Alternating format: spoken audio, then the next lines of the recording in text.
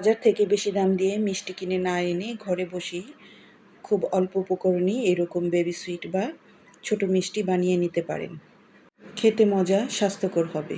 Baby sweet বানানোর জন্য এখানে আমি নিয়ে নিলাম 1 কাপ গুঁড়া দুধ, 1 চামচ সুজি, 1 চামচ ময়দা, হাফ চামচ বেকিং সোডা।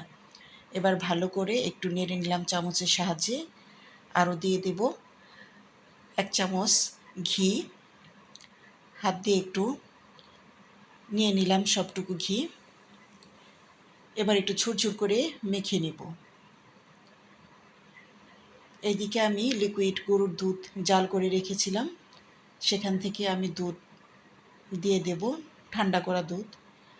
আমি এটার পরিমাণ বলছি না, যতটুকু লাগে আন্দাজ মতো অল্প অল্প করে দিয়ে দিয়ে একটা সফট ডো তৈরি করে নিতে হবে। প্রথম অবস্থায় একটু বেশি মনে হলেও কিছুক্ষণ রেস্টে রেখে দিলে ঠিক হয়ে যাবে। এই যে আমি কিছুক্ষণ রেখে দিয়েছিলাম, প্রায় 20 মিনিটের মতো একটু ঢেকে রেস্টে রেখে দিয়েছিলাম। এখন আমি হাতের সাহায্যে ভালো করে একটু মেখে নিলাম। মেখে নিয়ে এবার গোল গোল একটা শেপ দিয়ে মিষ্টি আকারে তৈরি করে নেব। এটা যার যেভাবে ইচ্ছা, কেউ লম্বা করেও নিতে পারেন, আবার গোল করেও নেওয়া যেতে পারে। তো এইদিকে বলগুলো আমি তৈরি করে নিলাম।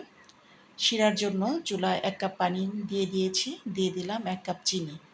এখানে শিরা বানাতে কোনো একতার দুতার বা খুব বেশি জাল করতে হবে না, 2-1 বলক আসলেই হয়ে যাবে।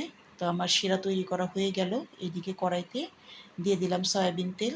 তেলটা আমি খুব বেশি গরম করিনি, হালকা একটু গরম হয়েছে। তো মিষ্টিগুলো আমি দিয়ে দিলাম। এবার মিডিয়াম আঁচে মিষ্টিগুলোকে ভেজে নিব।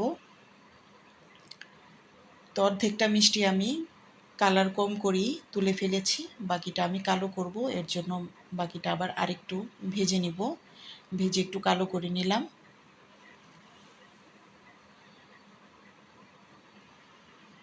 তো কালো হয়ে গেছে, তুলে নিলাম। তুলে নিয়ে আবার ওই শিরার মধ্যেই মিষ্টিগুলোকে দিয়ে দেব।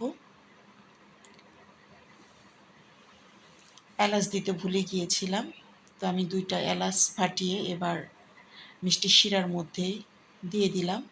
তো আপনারা শিরার মধ্যে আগেই দিয়ে দিবেন, আমি ভুলে গিয়েছিলাম, এর জন্য পরে দিয়ে দিলাম। মিষ্টিগুলো দিয়ে আমি একটু জাল করে নিয়েছিলাম, একটা বলক তুলেছি। তো বেশ কিছুক্ষণ আমি ভিজিয়ে রেখেছিলাম। ভিজিয়ে রাখার পরে এই যে তুলে নিয়েছি। খুব সুন্দর মিষ্টি হয়েছে। আমি এটা জর্দা পোলাওতে ব্যবহার করেছিলাম ঈদের দিন।